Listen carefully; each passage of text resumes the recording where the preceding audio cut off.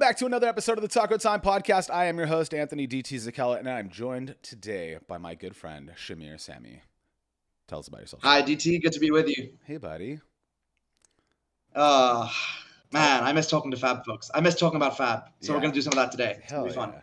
So tell us about Shamir. If you don't know Shamir, you should. So tell us about your Fab career, your game career, your life. Sure. So I started playing Flesh and Blood with the release of Tales of Aria. I'd kind of heard about it in the summer of 2021. I was like, this seems kind of cool. My first event was Tales of Aria pre-release, and I was hooked from the start.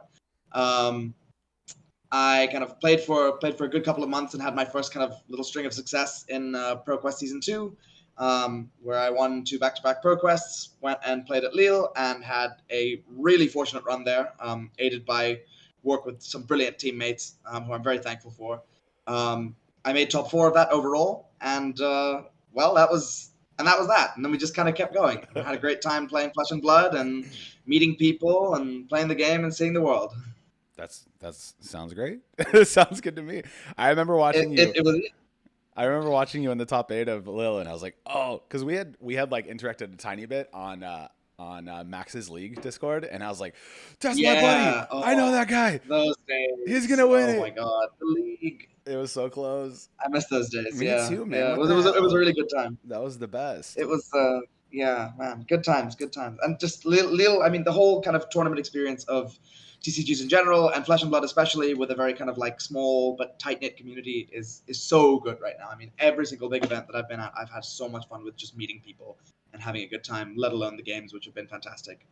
Yeah, that's something I worry about a little bit, is I feel like our little community is so like tight-knit, and I see my friends go to like Magic tournaments and stuff, and there's like none of that vibe, or a lot less of that vibe. A lot less, yeah. But it's like the community for Magic is so big that I can imagine that if and when or whatever Fab gets there, it's gonna be like it could be similar. Yeah, it could be. I hope. I'm hoping. Yeah, I'm really hoping that that the maturity of the player base, because that's something that I think Fab does have an advantage with right now. It's generally got a more mature player base from what I'm seeing. Yeah. Which is pretty nice to have. And I'm hoping that kind of carries through, and we end up keeping at least a semblance of this really strong sense of community that we already have as the game grows. Yeah, I think I like to imagine a world where in like 10 years we go to a big tournament, and then we're like the old guard, and people are like, I remember those guys. To be the old guard. I remember those guys. That's a fun thought. Yeah, I mean, let's see. I mean, I hope the game lasts that long, and I hope I'm still playing it for that long. Yeah. So, were you a Magic player before Fab? I was, yeah. So my first kind of entry into TCGs, I played Hearthstone when I was like in school still. Okay. But I grew up in a country where there really wasn't much kind of like TCG culture. There wasn't like I didn't have a local game store or anything like that. It was when I went to study at Conservatoire and like started studying to be a professional musician. Uh-huh. That's when I kind of got into the world of like tabletop TCGs, and Magic was my entry point. And I remember completely falling in love the moment I just started reading these cards and being like, but what does it all do? It all looks so cool. What does it do? Like, how do they work together? And I got really deep into Magic. Like, within my first year, I was like, I'm going to be playing Modern. And then within 2 years after that, I was like, I'm going to play some Legacy. And I had such a good time with Magic. I really don't regret that experience at all. But the game changed. It got a little bit too fast-paced in terms of like release schedule and just keeping up with it all for me. And I found that a bit exhausting sometimes. And then Flesh and Blood popped up at just the right moment to kind of swoop in and sweep me off my feet. Yeah, I feel that way as well. I played Magic a long time ago, and the game, when I came back to TCGs, it had been like 10 or 15 years, something like that. That's a big gap. Yeah, Magic changed. Yeah, unrecognizable after 10 years. It changed a lot. So I went to my LGS and I was like, "Tell me about what's going on in Magic," and they're like, "This, and this," and I was like, "I don't know what that means." I don't know what those are. I don't know. And I was like, "How's the Grand Prix and Pro Tour circuit these days?" And they're like, "They got rid of them," and I was like, "Oh, I don't think I'm gonna like gone. this." Yeah. And they're like, "You should try this game on the back wall that we have 1 box of," and I was like, "That sounds suspect." Okay. So I bought some precons, and here we are. And here we are, deep in the abyss. So this is a question I ponder often. I think that it's safe to say that Michael Hamilton is our John Finkel for Fab, right? Ooh, okay. So Drawing on parallels already. All right. Okay, yeah. So who is the Kai Buddha? It's Pablo. It's Come Pablo. on, Okay, it's Pablo. that's what I was thinking. Yeah, Too. I mean, what? Okay, and not to reduce the GOAT conversation too much. I know it's been a heated topic in the community. Yeah. It's way too early to talk about the GOAT and stuff like that. But I agree. I will say there are some people who have like shown major results early on, and Pablo's one of them. I love the man deeply, and he's like such a nice guy too. He's wonderful to talk to. I mean, I remember going into my learning I'd made top 8 at Lille and like losing my mind and then going like, and my first opponent is the winner of the last Pro Tour. Great. Okay. Great. Cool. So we're here now. Sick. But he was so comforting to talk to and to play against. We watched kind of the prior games as well because we were the last quarterfinal, and we were like talking about the games, discussing them, and analyzing them. It was such a chill time, and he's been an absolute joy to play against every single time I have played against Pablo. So massive respect to him. The one thing that I will say about Pablo's character is, and this is like what exemplifies Pablo to me, is when we were pontificating on where the next Worlds would be, he said, I think it's going to be in Spain. And he was right. And he said, because I was DMing him about it, and I was like, I would love to go to Spain. He's like, well, if you come, let me know and I'll show you around. Somebody that I've met one time in like, we hung out for 30 minutes at the most, and probably doesn't make the correlation between my username on Discord and like who I am in person. And the person, is like, I'll show you around. And I was like, you're a good person. What a sweetheart. I love Pablo. What a good boy. Oh, God. Okay, so I digress. So the reason I wanted to have you on today is we got into a little conversation the other day, and it was a group chat, and somebody, and I don't remember who it was, but somebody was like, how do you deal with the stress of tournaments? And with nationals coming up, how do you deal with the stress of tournaments? Because I think that you had a great answer, and I think that a lot of people, especially newer players that like maybe just qualified for nationals for the first time, are probably shitting themselves right now, right? They're like, and pretty understandably. I mean, like it's a big title, and you want to compete for it. A lot of people, Fab is still kind of small enough that it's got some, some of the player base is really quite competitive, and that's great. I think that's a great thing about the game. Yeah. But it can be scary if it's like going to your first big event and being like, I don't know what I'm doing.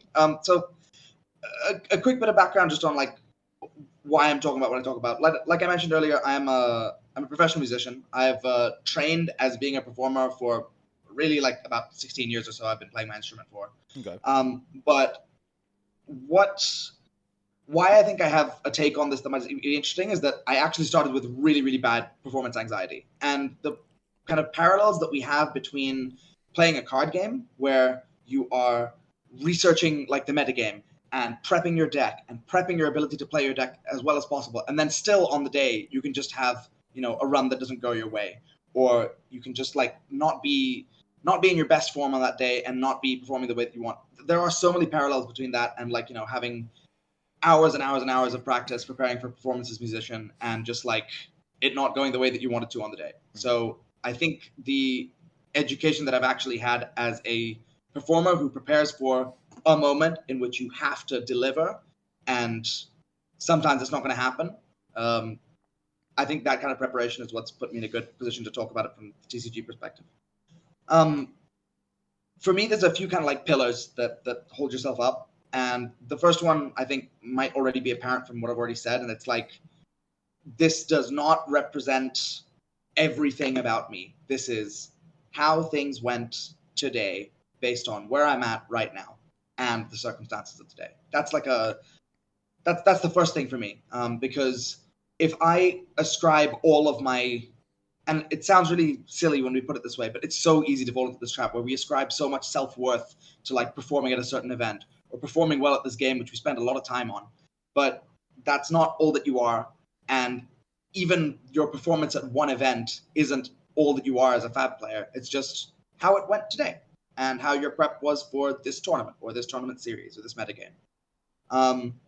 So don't kind of build everything on top of this result that you want. Just always try and take it as, this is where I'm at now, this is how it went today, and this is how we can move forward, moving onwards. Because Because I think the more you psych yourself out and put yourself in a position of, I have to do well at this thing, the less headroom you're going to find to actually do well at it. That's what I've always found when it comes to playing the game and anything where it's like you've got to deliver in a set span of time in a given moment. Yeah, I think the first big tournament that I kind of put up results for, I remember feeling like this must be a fluke.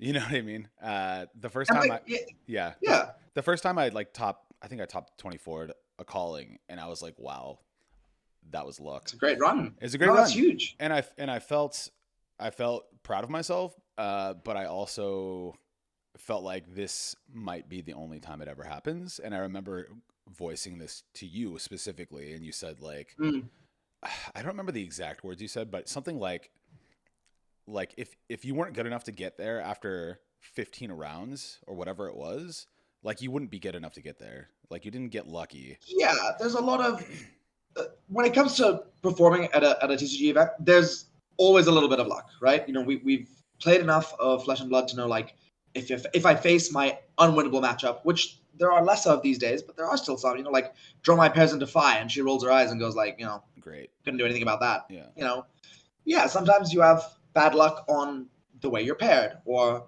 man, my power cards are all at the bottom of my deck. I really needed to see them earlier. That's some bad luck too. We need a little bit of good luck to perform well, but especially in these longer events, these really big events, luck, the kind of effect of luck starts to kind of dissipate over time, because the more trials we put on, you know, the more rounds we play, the more times we test your skill as a player, which is one thing which Flesh and Blood is really good at making like the principal factor in whether you win or lose a game very often. I still believe that to be the case. The more times you do that, the more it's like, well, if I wasn't good enough, I'd have stumbled at this hurdle, or I'd have stumbled at this hurdle, or I would have stumbled at this hurdle. But I didn't. Maybe I stumbled at the luck hurdle, you know, in my round 4. Okay, and my round 10. Okay, so be it. But I passed all the other ones, and that says a lot. Yeah. I think that when especially as a newer player, and I don't necessarily mean newer as new to the game, but newer in the tournament scene. And I don't mean armories. I mean like you're traveling, right? I think as a newer player, a lot of it is intimidation. For me personally, I'm old, so like I'm not intimidated by a 20-something with a deck of cards, because I'm at me, bro. Because I'm just a grumpy old man, you know. But yeah, it can be scary to sit across from someone who, like, again, you think they're like, oh wow, this person really knows what they're doing, like especially if they're a name that's kind of already established or recognized. But I think one of the kind of ways we can build ourselves up is to remember that especially when we talk about things like not necessarily just open entry events, but things like pro tours or things like invitational events and things like that. That's when we reach the point where it's like, I actually had to jump over some hurdles just to be sitting opposite this player. 100%. And we both had to clear the same ones. You know, like if I'm sitting across from Pablo in the first round of the calling, in fact, I was sitting across from, who was it? I think it was Hayden Dale was my second round of draft at Lille. And I was like, oh, okay, this guy is one of the people who was like making content that got me into the game. I know he's a really good player. He's like been Australian national champion. Whoa, okay. But the reminder that I kind of gave myself there was like, okay, we're both sitting at the Pro Tour, so we both had to qualify to get here. That means we both had to like either win a bunch of games, get a bunch of XP, or we both had to win a Pro Quest, which I was able to do, or, you know, we both had, or like he's been playing for a really long time and has a ton of lifetime XP, which also suggests he's a very seasoned and strong player. Sure. Well, we're at the same level because we've both met those qualification requirements and we're here sitting opposite each other. So maybe he's got more time on his side, maybe he's got more experience on his side, but that doesn't diminish what I'm capable of. 100%. Had a really, really great game against Hayden, who helped me draft an absolutely absurd draw my deck. So thanks to him on that one. I think that like one thing that can be said, at least for me, and I would imagine this is probably true for a lot of other players, is that a lot of the time when I sit down across from somebody that might be quote unquote intimidating, play your deck, play the game. Don't play the player necessarily. There will be times in Fab when you need to play against your opponent, but you're really playing the game. You know what I mean? So like if you let that that grandiose caricature that you've created in your mind become this big scary monster in front of you, you're gonna play yourself, right? So Yeah, you will play yourself. Yeah. yeah. So like I don't know. I've played against Hamilton. I've played against folks, and they were just people. You know what I mean? Yeah. And they're personable enough, and it's like there's nothing. It's like playing anybody. You know what I mean? You play the best game you can. Don't worry about what the name on the slip is. You know what I mean? I think that's the next big thing that kind of comes to mind for me. It's like you need to be able to humanize your opponent, and like you're not playing against someone who is completely undefeatable. I don't know anyone who is completely undefeated in Flesh and Blood. Sure. Our current world champion and our Pro Tour champion and all of our Pro Tour champions and world champions have faced defeat sometimes. It happens. It's part of playing the game. Yeah. Well, have a conversation.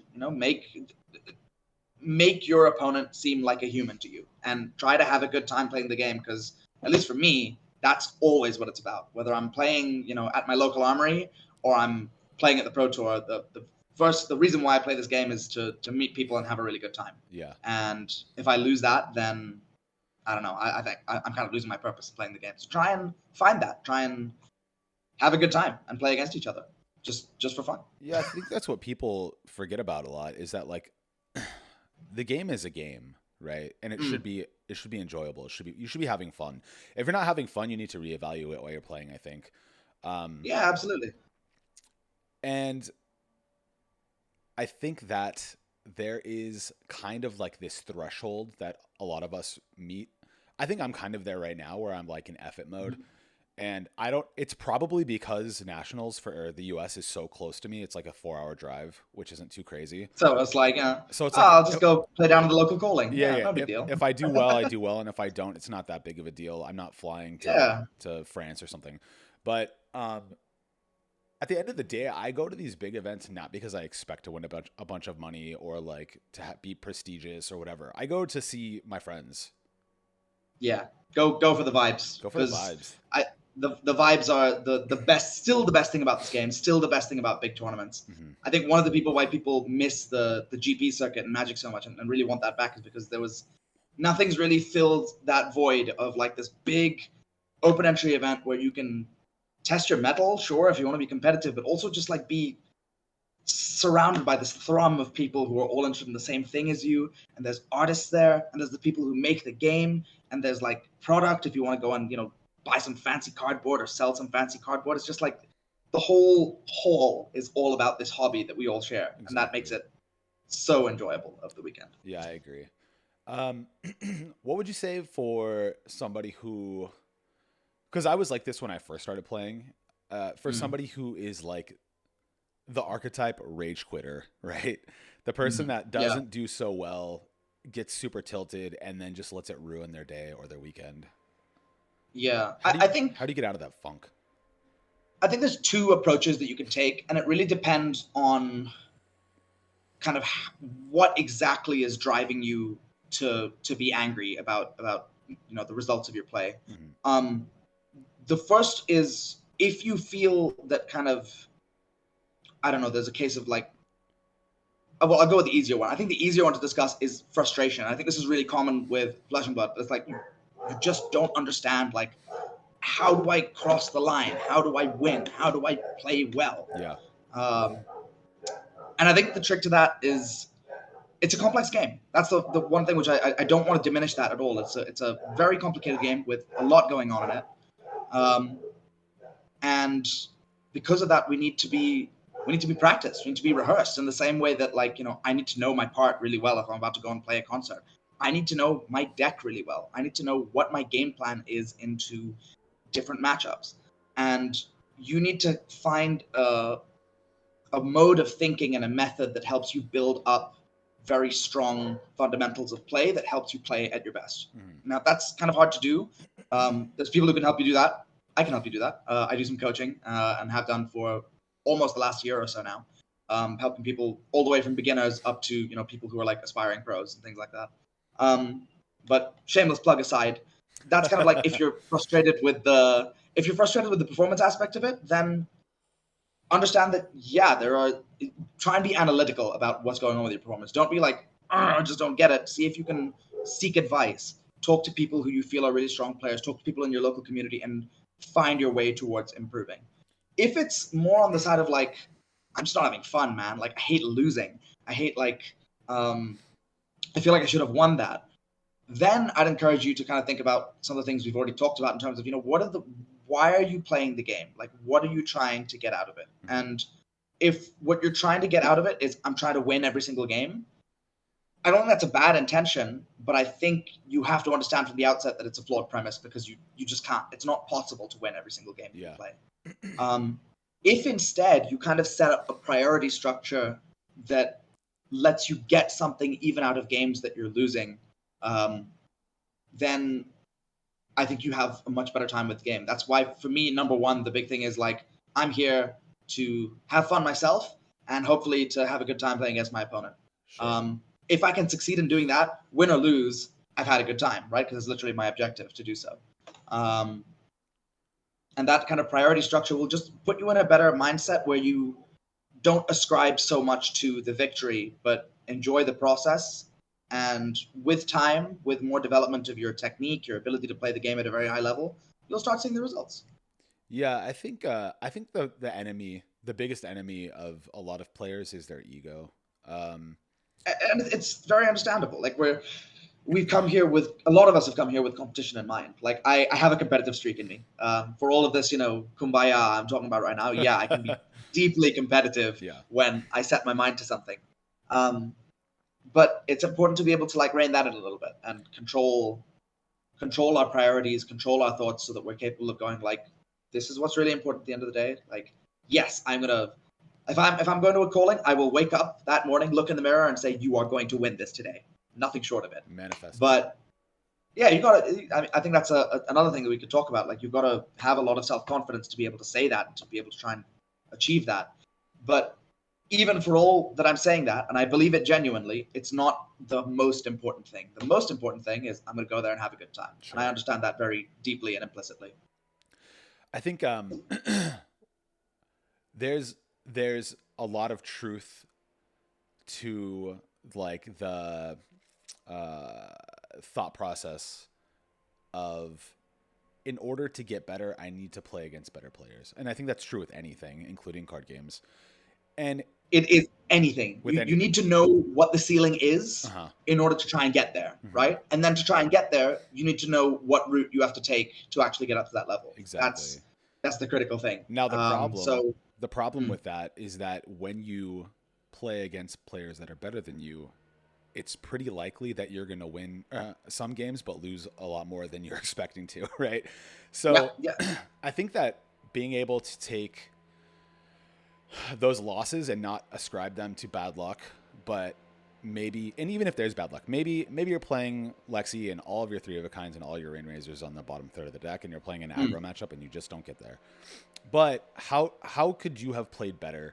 And I think that a lot of players miss that opportunity, especially in bigger tournaments, where say you and I get paired up. I've never met Shahmir Samee. We're playing a Lexi mirror. You dumpster me, and there's two roads that I can take here. I can say, I got unlucky, like, fuck this guy.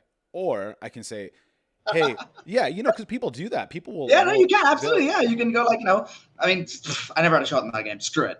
Whatever. And they just walk away. Or what you can do is you can say, hey, I recognize that, like, I might be the worst player at the table, which is fine, because there's always going to be somebody in any game that's the better player. And that doesn't always mean that better player is going to win, because there is variance, right? There is, exactly.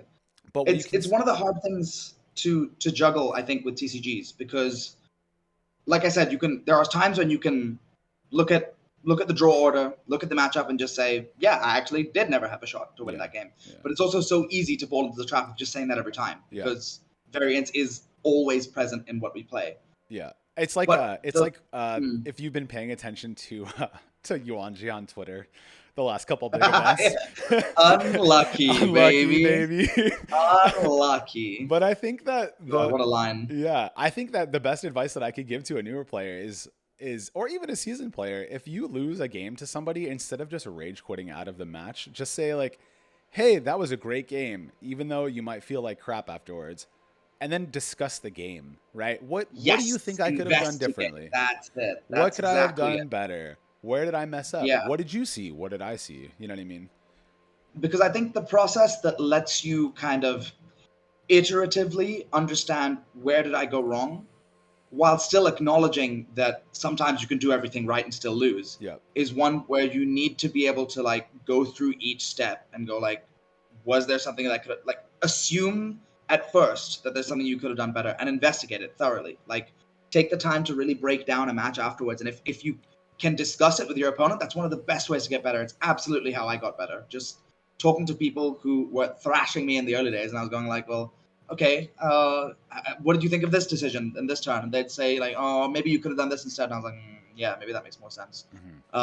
Or sometimes I'd talk about my line and they'd say, oh, you could have done this. But I said, oh, but I was thinking of this instead. And they might go, oh, that's a really good point. And maybe that was the right line, Ben, but you just got punished for it. This is what I mean in terms of like assume at first that there's hopefully something that you could have done better, but investigate it like thoroughly because you might well go through everything, go through each turn of your game. And if you can honestly say to yourself that it's like, I don't think I could have done better with the information that I had, then it was a variance game. And that's okay. We can acknowledge that. But if you feel like there is a point where it's like, maybe this was something that I could learn from. Not even I did something wrong here, but this is something I could learn from. Then try and take that lesson forward with your games because that's what's going to make you improve over time. 100%. And I also believe that like the bad beats that stay with us are the ones that make us better players if we allow them to. Oh yeah, we don't improve by succeeding. We improve by failing. Like there's so many people who have talked about this, and I can tell you certainly that the leaps and bounds I've taken as a performer weren't because I had a great recital yesterday. Oh, that means I'm so much better. It's man, I had a crap day yesterday. Okay. Yeah. How do we get better from here? How do we bounce back? Yeah. I think the second part that I think is probably often overlooked is the self-care aspect of performance and the self-care aspect of bigger tournaments because it's essential. It's essential. And it took me a while to kind of get this down. So what do you do for Shamir's body and mind, not for the card game, during a 9-round day or whatever it may be? Well, that's a really good starting place. It's body and mind, right? There's a physicality to like you have to be in prime mental condition for 10 to 12 hours of the day to play 9 rounds on a given day. Yep. Okay, I'm going to get like physically tired. If I'm thinking that hard for that long, I need to make sure I'm properly fueled. 100%. So like make sure you've had a good night's sleep the previous day because trying to do a tournament underslept is not going to go very well for you. You're not going to be able to think clearly. Yep. Make sure you're well hydrated over the course of the day. Make sure that like you're fed in a way that's appropriate to you. Now that means many different things to different people. I know some people who are like, I can't eat during a tournament. Well, okay, but you still need to make sure you have enough like blood sugar to fuel all that brain activity. Exactly. So maybe it's, I'm going to have a really big breakfast that keeps me going like throughout the day. And I don't know, I get lunch at some point in the middle if I can manage it. Or maybe you're like a snacker type who's like, no, I'll just like fuel myself a little bit over the course of the day. Well, then make sure that you're prepared with the snacks that you're going to need to make sure you keep yourself fighting fit, you know, and simple things like a bag of nuts or, you know, I don't know, preferably not the stuff that the overpriced stuff you have in the tournament hall, but stuff that you can like prepare yourself and be like, yep, this is what's going to keep me going. A granola bar or something like that, you know? Yeah. I don't know if you guys have them in Europe. I would assume you might, but do you guys have Cliff Bars? Yeah, they're great. Okay, that's so you know, it's kind of like stuff that's meant to keep you fueled over the course of a long period of time. That's exactly it. 3 or 4 of those in a giant bottle of water, and I'll just like every 2 rounds I have some of a Cliff Bar, you know, just to get the sugar going. So that's like the body side of it. Mm-hmm. Sorry, anything more you wanted to add there? No. Just you know, and I really quickly, I think that there is something to say about what fuel you put in your body as well, because I do want to go to the mind side of it. But if you're watching this and then you say to yourself, okay, now I know that I need to make sure that I have enough blood sugar because my brain runs on carbohydrates, right? That doesn't mean like go to the snack bar necessarily and load up on Butterfingers or Reese's or Hershey's because you're going to Yeah. crash, right? You want some kind of sustainable energy. You want good. That's you want slow burn. You want slow burn energy because you're working over a long day, right? Yeah. It's not like I'm not doing a sprint here. I'm prepping for a very long period of kind of sustained energy usage, and I want to make sure that I'm fueling my body correctly. Put some good fuel in your body, for sure. Absolutely. Okay, so let's explore the mind part, because I think this is the bigger mind. part. Yeah. It's easy to eat, but it's hard to regulate your emotions. It relates to a lot of what we're talking about now. I think the most important thing you can do for a strong mental game, and by that I mean, a mentality that lets you bounce back in the face of defeat, that lets you stay kind of well moderated and steady over the course of a long day of, again, a lot of mental activity. The key to that kind of begins with this outlook that you walk in with, because if you, it never feels good to not achieve our goals or to fail to achieve our goals, right? But if we reframe our goals in a way that they are pretty consistently achievable, even if we're losing, then we put ourselves in a much better position to bounce back emotionally. Now, sometimes you're still going to have a crisis moment. The one that is going to stick with me for years at this point was during Lille. I was playing my last game of my second draft, and it was against Pablo, funnily enough. And it was an Icelander mirror. It was very tense. Both of our decks were quite strong because we were the only two Icelanders at the table, in contention for the 3-0. And back and forth. We're like at single-digit life totals, and I miss what, in retrospect, was a very obvious lethal. And I couldn't see it in the moment. I was completely tunnel visioned. And that happens. Sometimes we make mistakes when we play, and part of that is learning to accept that. But I will say that immediately afterwards, one of the spectators, a friend of mine who was there, said, "Didn't you have lethal there?" And they explained the line to me, and I just mentally I collapsed. Don't you hate that so much when you miss it? God, how did I let that? It was literally in the palm of my hand, right? And that will happen sometimes in TCGs and in any kind of short-term performance. It'll be like, it was right there. How the heck did I mess it up? There, you're kind of in a state of crisis, and it'll happen. The key now is to understand how we can bounce ourselves back into that nice, steady, neutral state where we're feeling primed to take on the next challenges that are coming at us. Because once I made that punt, that wasn't the end of the day. I still had 4 rounds of CC to play to determine whether I was going to make it into top 8. Yeah. And one thing I could say at that point to myself was, okay, you've made the mistake now. It's over. It sucks. You can accept that it sucks. But what we're going to do now is we're going to move forward in a way that preferably doesn't have us making those kinds of mistakes again. So the first thing is like, okay, I am looking out for that kind of mistake in future because it was so obvious. I'm not making it again. No way. I'm not repeating that mistake. Then it was the idea of, okay, I'm still alive for top 8. This is only my second loss in the tournament so far. So for me, I always think in terms of like, how many lives do I have left in this tournament? How many losses can I afford and still be placing, like, in the realm of where I want to place, preferably in that top 8 bracket. And I was thinking to myself, okay, so we've done the maths. There should be like a couple of X4s that go through, just about.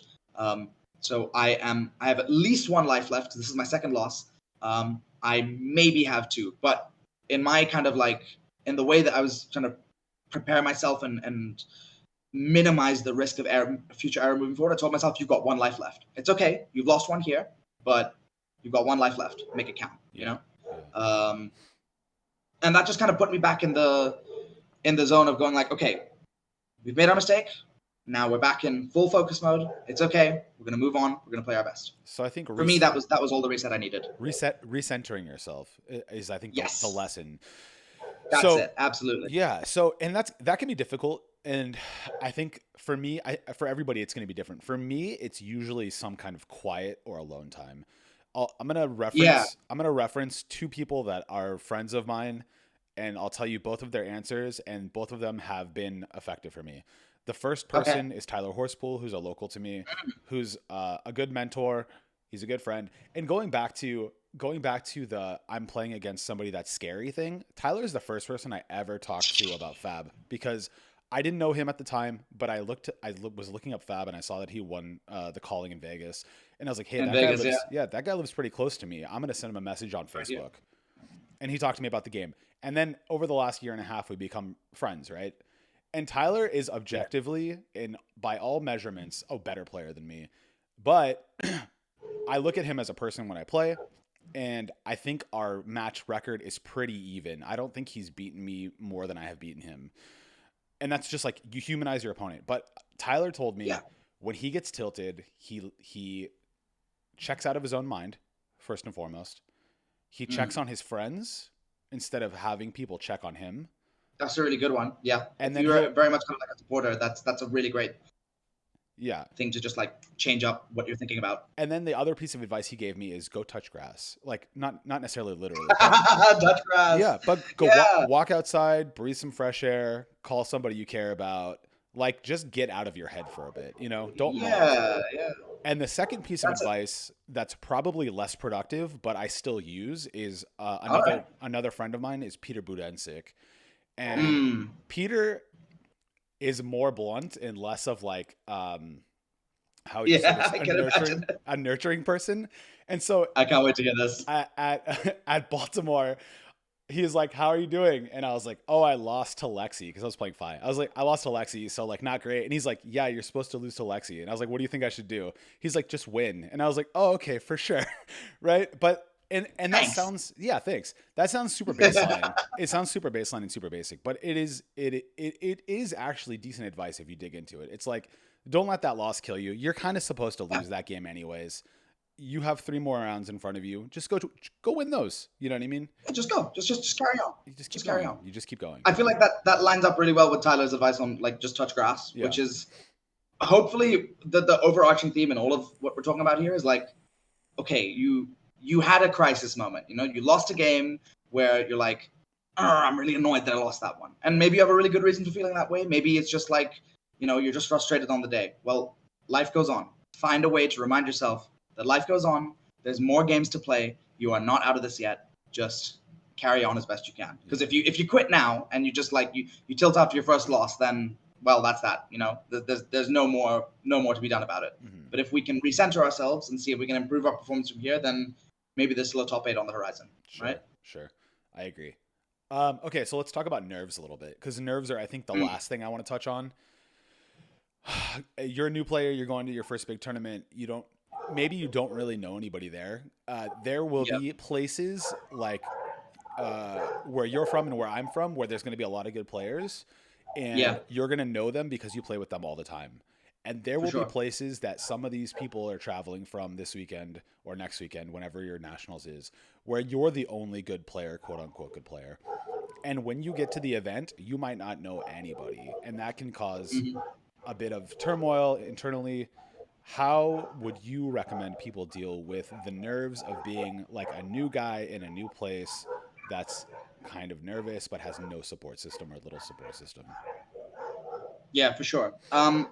It's a tricky one. It's a tricky spot to be in. I think for me, I definitely get a lot from kind of like Tyler said, like checking in on your friends when it feels like I'm getting nervous, or like when I'm thinking about a lot of stuff. It's nice to kind of recontextualize into thinking about someone else. Sometimes we don't have that opportunity. When we don't, especially, the first thing I'd say is like try and take the time to meet some people, because like if you're in a new place with lots of people who are sharing a common interest with you and you don't really know them so far, like have a chat with them. And this achieves so much of what we've already talked about. Like talk to your opponents before you sit down for a game, and you know, have a conversation with them. Try and just, maybe it's light banter. Maybe it's all, you know, how have your previous rounds been? How's the day been going? Or like, you know, what do you think of the draft format? How did your draft go? Just something that lightens the mood a little bit, that makes it feel like this isn't life or death, that I'm just like here having fun, and that will hopefully get you to meet some really, really cool people, because that's how I've met a lot of the people who I know through Fab who are outside of the UK. And even within the UK, you know, it starts with a conversation just talking about the game.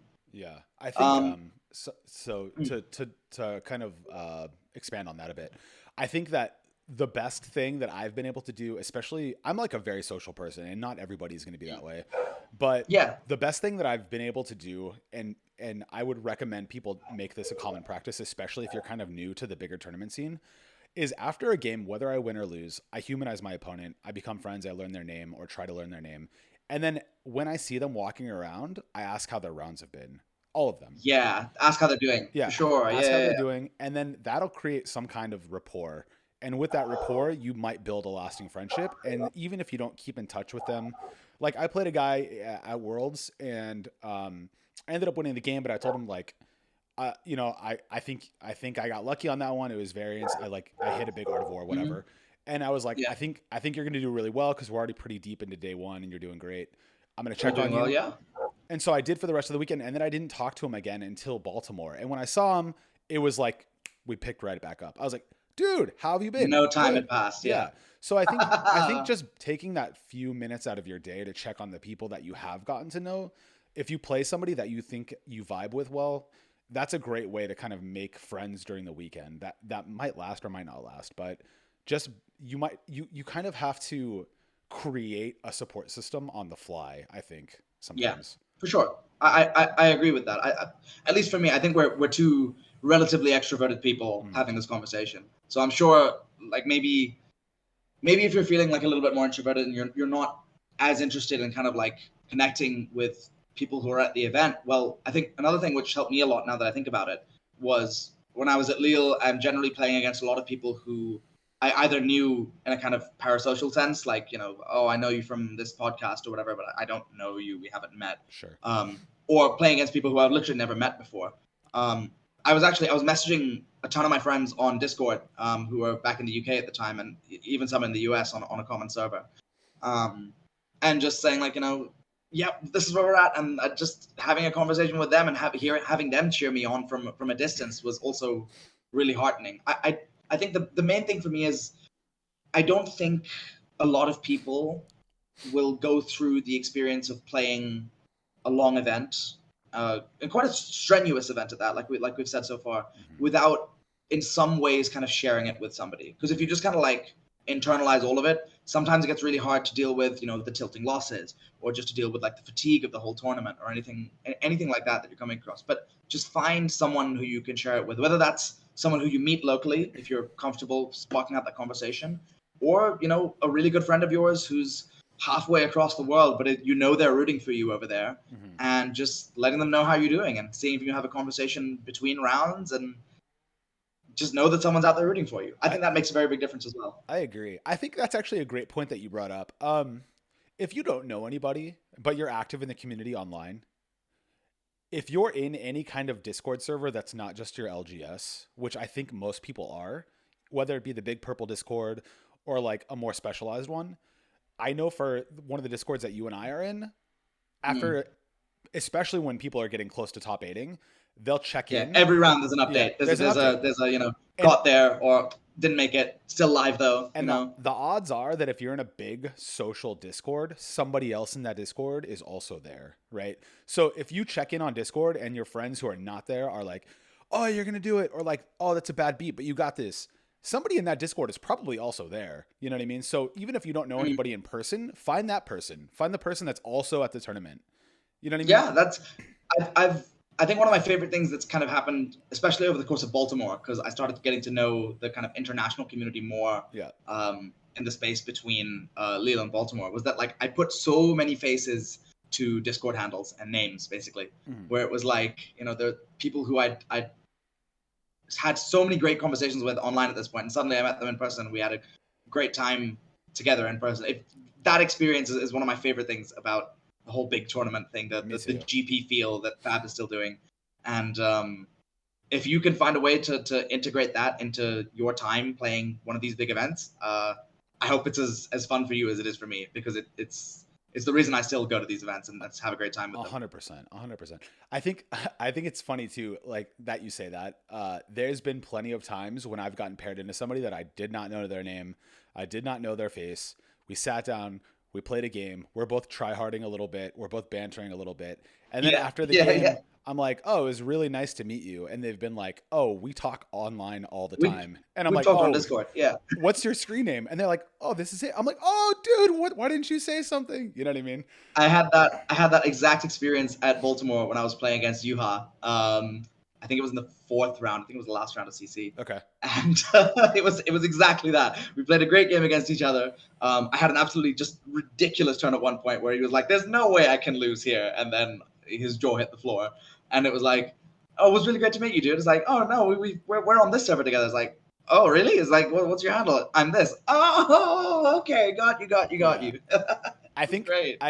you form like almost like this kind of proxy team as well that way. Like I A remember, little bit. Yeah. yeah, I remember during Baltimore, I ended up getting paired the last round, and I was sitting right next to Rice Master. I don't know his real name, but Yeah. Another one. the other Phi guy right in the room, and we sat right next to each other, and I was like, oh, homie buff, this is the Let's homie go. buff.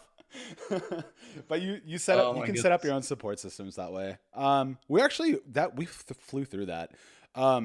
We're almost done. Do you have any other thoughts you want to expound upon? Is there anything else that you think is relevant or helpful that you could kind of just spit some truth on? I think the most important thing to remember throughout all of this is that when it comes to handling your mental health through what is a pretty, again, prolonged and fairly like mentally strenuous activity, Mm-hmm. there's like a lot of nuance in here. So there's not always going to be a one size fits all solution. What we've discussed so far will hopefully give you some really good starting points to think about, how can I maintain my mental in a strong way as I go through the day, or what kind of physical preparation do I need to make to play my best at a given tournament? Because those answers will probably be unique to you. Mm-hmm.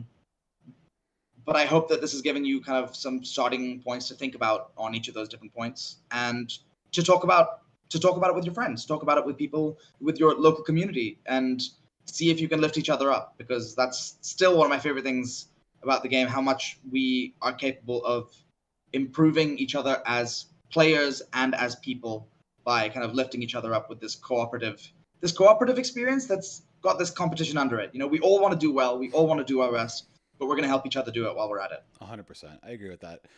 The last thing I think I would say on this matter is a couple things. The first thing is like, if you're worried about your performance, reach out to somebody that you know is better than you, because 99% of Fab players, even the scary ones, are really helpful. Like if you're playing Briar and you reach out to Shamir or you reach out to Folks, like they're gonna help you, right? Like Matt Folks will probably give you a little bit of shit because that's what Matt Folks does, but he's actually like a really nice guy, right? Oh, I love him. If Yeah, you're I haven't gotten to know him in the last couple of yeah, months. He's great. He's brilliant. if like when I was doing like grinding really hard with Phi and getting ready for Worlds, I reached out to Daniel Rutkowski and he was super Yeah. helpful. And the other thing is like, if you feel like you have a lot of bad matchups, but you're dedicated to your deck, it's okay to pay somebody for coaching for an hour. Get their thought process, right? Hey, yeah, if you feel that's helpful to you, absolutely. Plug for Shamir, right? But the biggest thing I can say is like, get out of your own head if you can, and kind of put your ego aside, because you are not the best person in the room, even if you're the guy that wins your armory all the time. And just realize that like, it's a whole big world. There's a lot of people in it, and at the end of the day, no matter whether you play this game for 2 years or 5 years or 10 years or however long it happens, the people that you meet at these tournaments is way more important than how you do, because there's always another one. The most important thing is not to be the best player in the room. It's to, well, it could be a lot of different things, but I think you should build a priority structure that lets it be something a lot more than just being the best player in the room. It should be, I'm having fun, or I'm meeting a lot of people who I've really enjoyed meeting, some really great friends, made some new friends, or I don't know, I'm just having a weekend playing my favorite card game. Yeah. And that's good enough. 100%. All right, Mr. Samee, we've done 50 minutes. Thank you so much for your beautiful time. It's been an absolute pleasure, DT. Thanks for having me on. Always fun talking to you, and I will chat with you soon. See you soon. Bye.